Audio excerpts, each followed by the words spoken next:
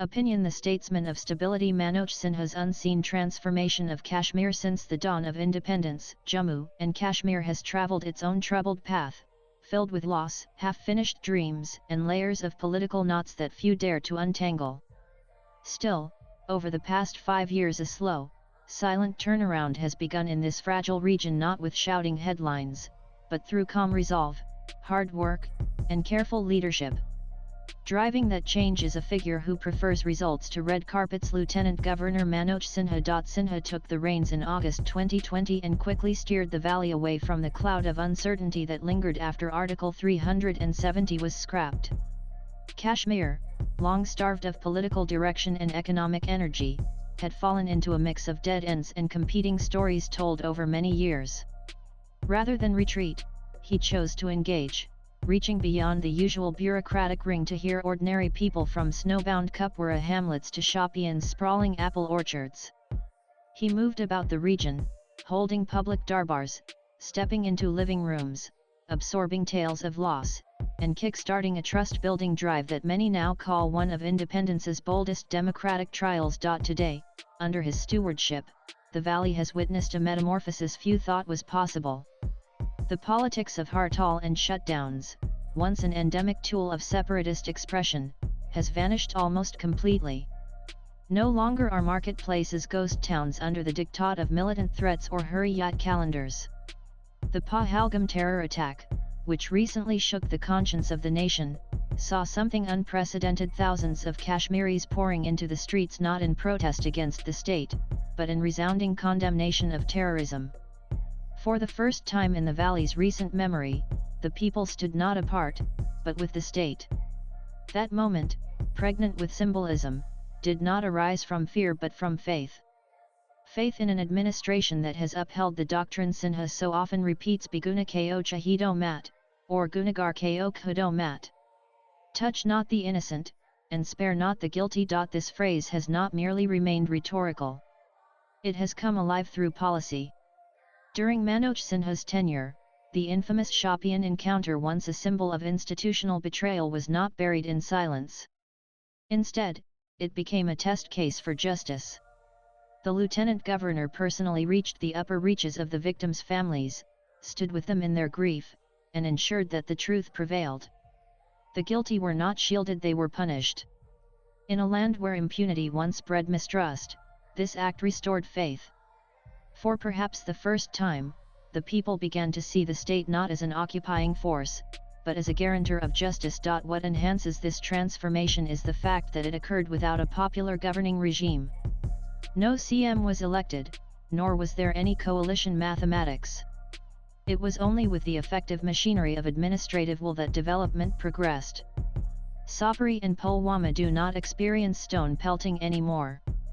Rather now, there is the construction of new roads, colleges, water supply projects, entrepreneurial initiatives, and a plethora of initiatives aimed at the youth. Even the last village on the last hill is targeted by government schemes. Jammu Kashmir is often leading for a change, and is not lagging behind in implementation metrics. Places no train would have gone can now be reached on tracks. Rutted lanes that once stirred clouds of dust have grown into smooth national highways and feel like the big city. Even the quietest hamlet can log on to high-speed internet, browse e-government sites and file complaints. A quick peek at these online services lets people track school grants or irrigation plans, tools once seen as luxury phones but now ordinary. All this digital lift happened because of Sinha's forward-looking plan. And he has not simply ruled from behind files. He has walked among the people. His back-to-village initiatives are not just symbols of approachability, but rather catalysts for change. In the absence of political middlemen, Sinha has chosen people's proximity as the most democratic form of governance. Through these consistent, unobscured encounters, he has forged trust that is indestructible between Rajbhavan and rural Kashmir. Security, too, has been approached with clinical precision. Without headline-grabbing operations or muscular pronouncements, his administration has delivered the most crushing blows to the terror ecosystem seen in decades. The oxygen supply to separatist politics has been severed economically, socially, and ideologically. Where once militant posters adorned walls, now Tiranga rallies stretch across towns once considered separatist strongholds. The silence of fear has been replaced by the voice of aspiration. 2 Elections Lok Sabha polls and the recent assembly elections were conducted peacefully, with significant voter participation, including from areas historically associated with boycott politics. This return of democratic confidence is not a coincidence, it is a consequence. A consequence of Sinha's unwavering insistence that governance must be clean, inclusive, and effective. His tenure has witnessed a systematic purge of corruption from public institutions, bringing accountability to the very core of state functioning.